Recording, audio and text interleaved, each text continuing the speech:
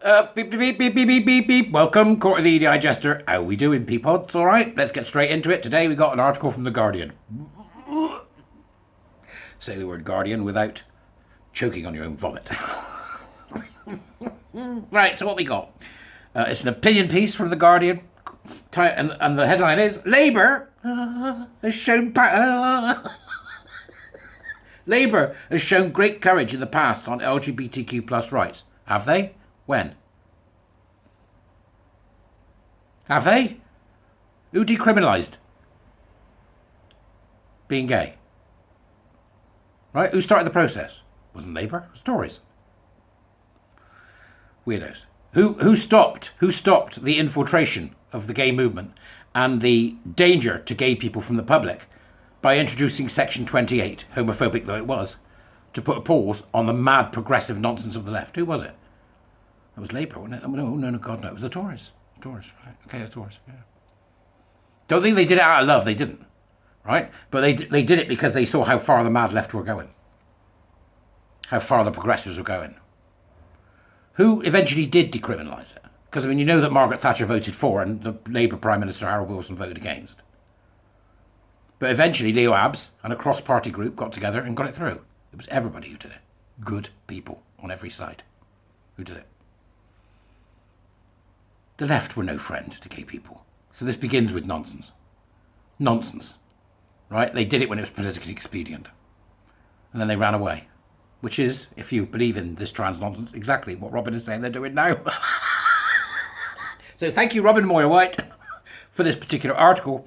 I can't remember if was Robin, I may have this wrong, was Robin the one that giggled and guffawed the way through some civil proceedings? I don't remember. Somebody will put me right in the Jubras. Tell me if I've got that wrong, please. If I'm wrong, Robin, I do apologise. Right, so why won't you do the same for trans people now? It's doing exactly the same to trans people as it did to gay people. Pick and choose when it matters. So strange enough, for the first time ever, the trans experience is mirroring the gay one. And it's the only time it has. The only time that the trans experience... The only time that the trans experience has mirrored the gay one is in Labour's absolute unbelievable cupidity. That's why... That's so great. Anyway, enough with the nonsense. Let's read what Robin has to say. Annalise Dodd says we will be accepted without exception under Labour's reforms, but the details don't stack up. You think so, Moira? Robin, sorry, you think so? You think so, Robin? The details don't stack up. Yep, that's been going on for a long time, dear. Right, okay, so Robin Moira White is a discrimination barrister who doesn't discriminate very well between nonsense and reality.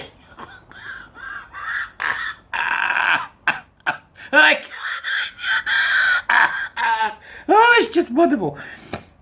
It's then got a picture of, lots of floofers, including Keir Starmer and some ridiculous Labour supporters with an LGBT flag. I don't know what's going on there. A strange flag with Labour on it.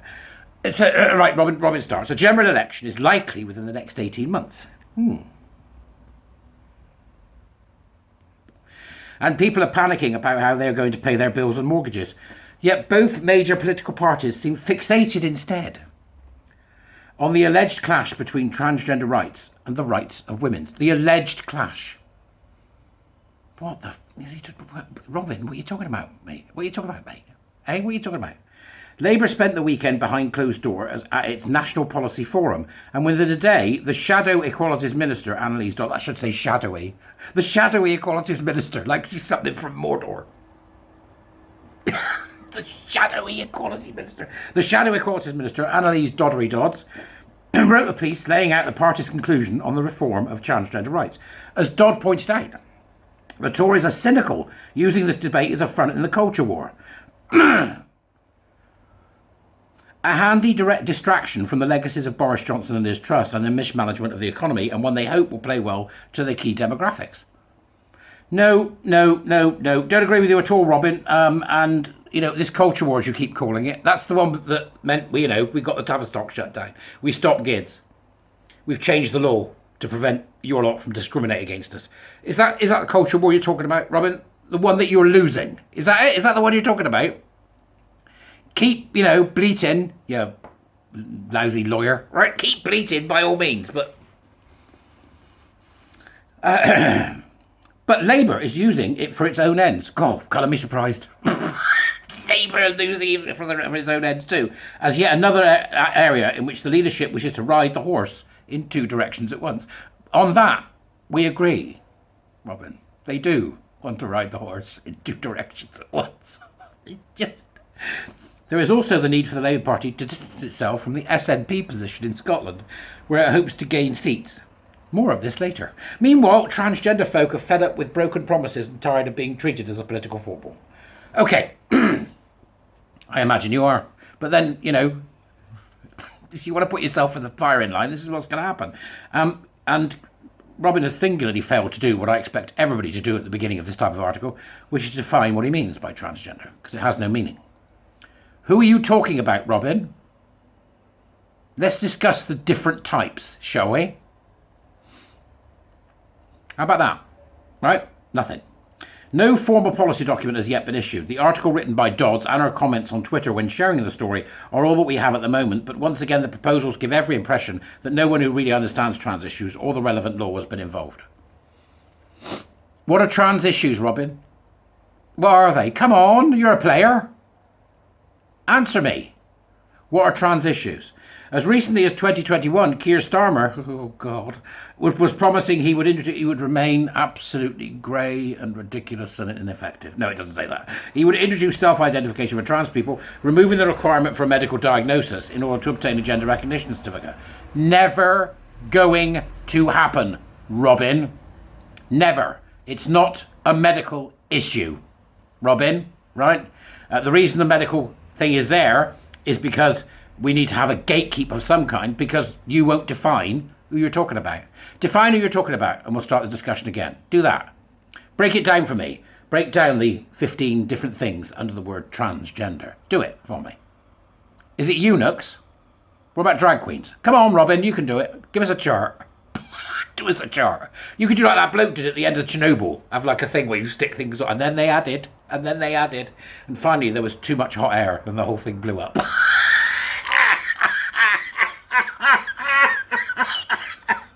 Hey, right, Dodds speaks of the need for a diagnosis of gender dysphoria, but is seemingly unaware that the medical profession, this is so untrue, is rapidly moving towards using gender incongruence. Right? No. Gender doesn't exist. Robin doesn't understand this. Gender identity was made up in the 1950s by John Money. It doesn't exist, Robin. I don't know what you're asking for, mate. So it's increasingly difficult to find a specialist medical practitioner willing to provide a diagnosis of gender. Good. Now, what I want you to do, Robin, is detail how we're going to put the paraphiliacs and fetishists back in the closet. How are we going to do it, Robin? We're not going to socialise it. We're going to social shame it. Come on, Robin, tell me who you're talking about. Dodds describes the Scottish Government's attempt to introduce self-ID, which was blocked by Westminster, as cavalier.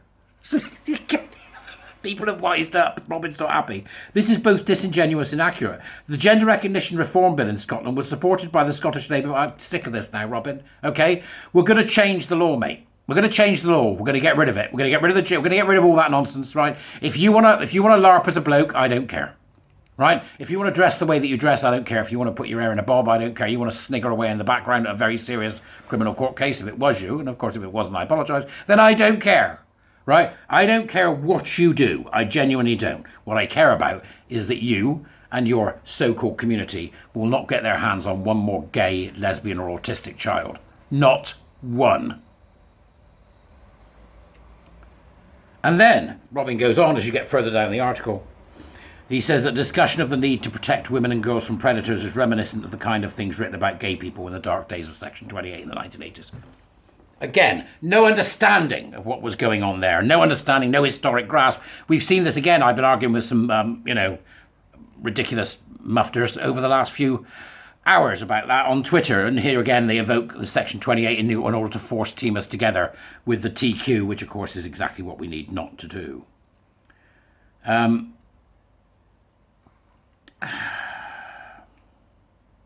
he says, go and read it yourself, but What he's saying is we and our relatives, friends and allies can then get behind you to make the next Parliament another proud point in Labour's history of advancing LGBTQ plus right. He's calling for the the Labour Party to come together and bring about change, but he has to call it LGBTQ plus rights because Robin, you don't get to do that, mate. All right, you don't get to do that. Okay. Your TQ plus nuttery has got nothing to do with gays and lesbians, and it's about time we said so. In fact, many are. You're on your own. You stand and fall on your own. Our history is not yours. Don't you dare reframe it as such. Our history is not yours. Okay? It is not. It is not. Okay? It is not yours. You don't get to reframe it as such. Go and have a look at the article in The Guardian and let me know what you think. I mean, Robin's been in this fight a long time. I've seen him be interviewed with various different people from Sarah Fillmore right along, to the court case that took place. I think Robin, the game, I think the jig's up, mate.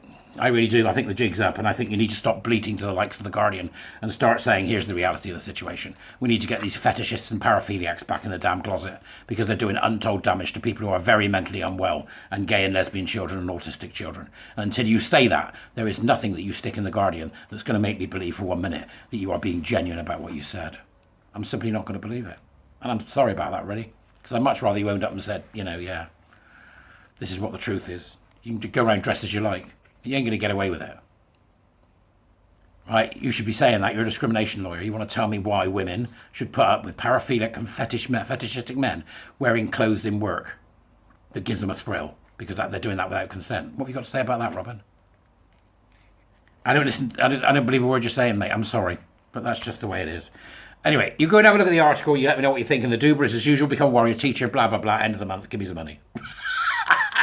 Great to talk to you again. I'll see you later. Ta-ra.